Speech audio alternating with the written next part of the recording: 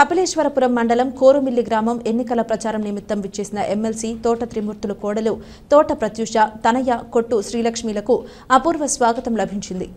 భారీ ఎత్తున మహిళలు, వైఎస్ఆర్ కాంగ్రెస్ పార్టీ శ్రేణులు, అభిమానులు వెంటరాగా కొట్టు శ్రీలక్ష్మి, తోట ప్రత్యూషలు గడప గడపకు వెళ్లి 2 ఓట్లు ఫ్యాన్ గుర్తుపై వేసి ఎమ్మెల్యేగా తోట త్రిమూర్తులను, ఎంపీగా రాపాక వరప్రసాద్లను గెలిపించాలని అభ్యర్థించారు.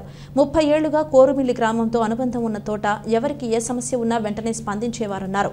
గోదావరి వరదల సమయంలో లంకలో వరద నీటిలో చిక్కుకున్న పశువులను స్వయంగా పడవతో వెళ్లి సురక్షిత ప్రాంతాలకు తరలించిన తోట సేవలు మరువలేనివని ప్రత్యూష, శ్రీలక్ష్మిలు పేర్కొన్నారు.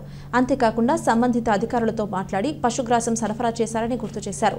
ఈ కార్యక్రమంలో మాజీ సర్పంచ్ సలాది వీరబాబు, మాక బాబ్జీ, సలాది చిన్ని, పేరాబత్తుల రామకృష్ణ, వింటి సత్యబాబు, సలాది అప్పారావు, పేరాబత్తుల శివశంకర్, సుంకర వీరబాబు, ఉంగరాల రాజు, తోటకూర రాజు, అధిక సంఖ్యలో కార్యకర్తలు, అభిమానులు పాల్గొన్నారు.